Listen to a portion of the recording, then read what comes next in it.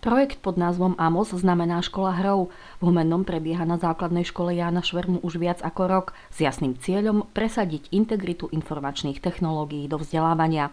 Ján Amos Komenský kedysi povedal, človek sa môže stať človekom len pomocou výchovy, nie je ničím, iba tým, čím ho robí výchova. Dnes ale aj inovácie a vývoj s cieľom pomôcť žiakom, študentom, učiteľom a napokon i rodičom.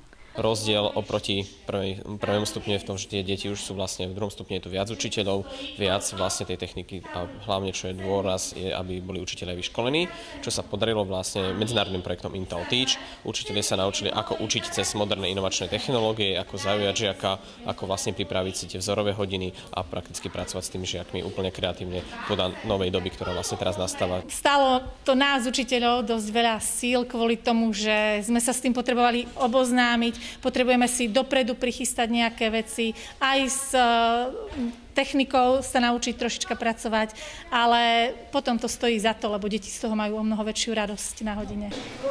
No, sú shodné? Sú zhodné, určite.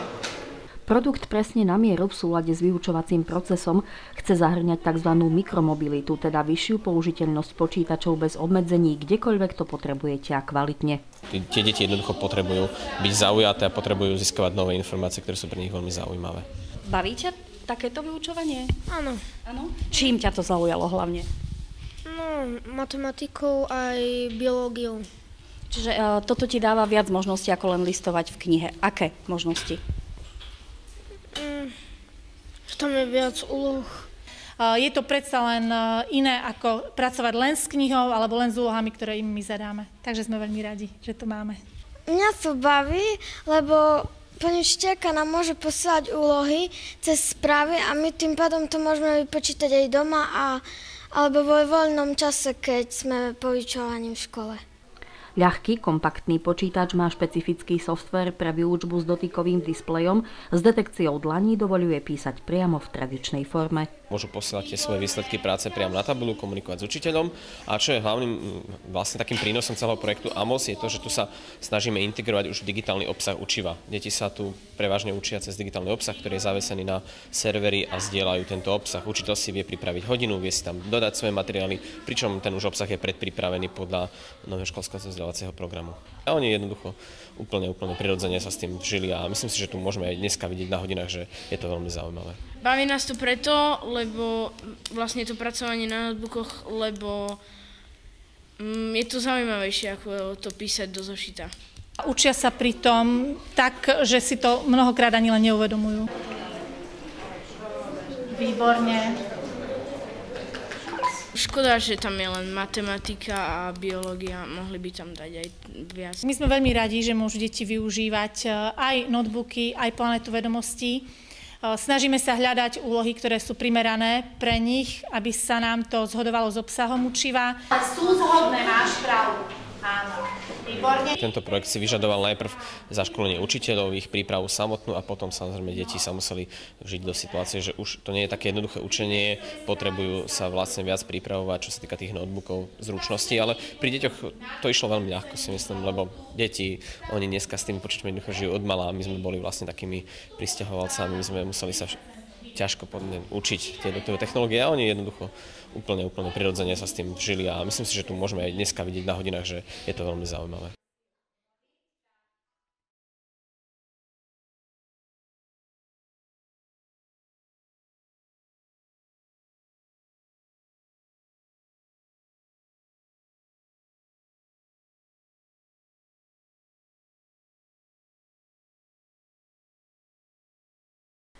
Projekt pod názvom AMOS znamená škola hrou. V Humennom prebieha na základnej škole Jána Švermu už viac ako rok s jasným cieľom presadiť integritu informačných technológií do vzdelávania. Ján Amos Komenský kedysi povedal, človek sa môže stať človekom len pomocou výchovy, nie je ničím, iba tým, čím ho robí výchova. Dnes ale aj inovácie a vývoj s cieľom pomôcť žiakom, študentom, učiteľom a napokon i rodičom. Rozdiel oproti prvému stupňu je v tom, že tie deti už sú vlastne v druhom stupni, je tu viac učiteľov, viac vlastne tej techniky a hlavne, čo je dôraz, je, aby boli učitelia vyškolení, čo sa podarilo vlastne medzinárodným projektom Intel Teach. Učitelia sa naučili, ako učiť cez moderné inovačné technológie, ako zaujať žiaka, ako vlastne pripraviť si tie vzorové hodiny a prakticky pracovať s tými žiakmi úplne kreatívne podľa novej doby, ktorá vlastne teraz nastáva. Stálo to nás, učiteľov, dosť veľa síl kvôli tomu, že sme sa s tým potrebovali oboznámiť. Potrebujeme si dopredu prichystať nejaké veci, aj s technikou sa naučiť trošička pracovať, ale potom to stojí za to, lebo deti z toho majú o mnoho väčšiu radosť na hodine. Sú shodné? Sú zhodné, určite. Produkt presne na mieru v súlade s vyučovacím procesom chce zahŕňať tzv. Mikromobilitu, teda vyššiu použiteľnosť počítačov bez obmedzení, kdekoľvek to potrebujete a kvalitne. Tie deti jednoducho potrebujú byť zaujaté a potrebujú získavať nové informácie, ktoré sú pre nich veľmi zaujímavé. Baví ťa takéto vyučovanie? Áno. Áno. Čím ťa to zaujalo hlavne? No, matematikou aj biológiou. Čiže toto ti dáva viac možností ako len listovať v knihe. Aké možnosti? V tom je viac úloh. Je to predsa len iné, ako pracovať len s knihou alebo len s úlohami, ktoré im my zadáme. Takže sme veľmi radi, že to máme. Mňa to baví, lebo pani učiteľka nám môže posielať úlohy cez správy a my tým pádom to môžeme vypočítať aj doma alebo vo voľnom čase, keď sme po vyučovaní v škole. Ľahký, kompaktný počítač má špecifický softvér pre výučbu s dotykovým displejom. S detekciou dlaní dovoľuje písať priamo v tradičnej forme. Môžu posielať tie svoje výsledky práce priamo na tabuľu, komunikovať s učiteľom. A čo je hlavným vlastne takým prínosom celého projektu AMOS je to, že tu sa snažíme integrovať už digitálny obsah učiva. Deti sa tu prevažne učia cez digitálny obsah, ktorý je zavesený na servery a zdieľajú tento obsah. Učiteľ si vie pripraviť hodinu, vie si tam dodať svoje materiály, pričom ten už obsah je predpripravený podľa nového školského vzdelávacieho programu. A oni jednoducho úplne prirodzene sa s tým vžili a myslím si, že tu môžeme aj dneska vidieť na hodinách, že je to veľmi zaujímavé. Baví nás to preto, lebo vlastne to pracovanie na notebookoch, lebo je to zaujímavejšie ako to písať do zošita. Učia sa pri tom tak, že si to mnohokrát ani len neuvedomujú. Výborne. Škoda, že tam je len matematika a biológia, mohli by tam dať aj viac. My sme veľmi radi, že môžu deti využívať aj notebooky, aj planetu vedomostí.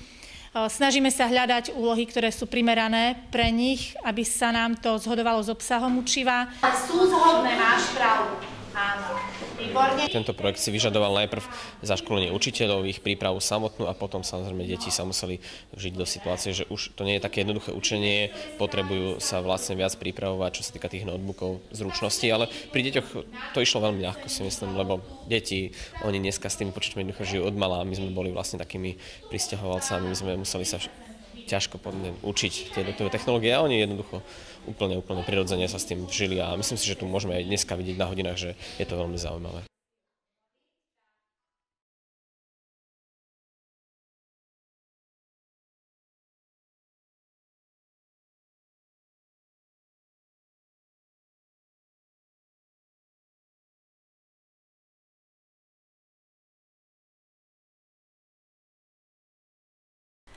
Projekt pod názvom AMOS znamená škola hrou. V Humennom prebieha na základnej škole Jána Švermu už viac ako rok s jasným cieľom presadiť integritu informačných technológií do vzdelávania.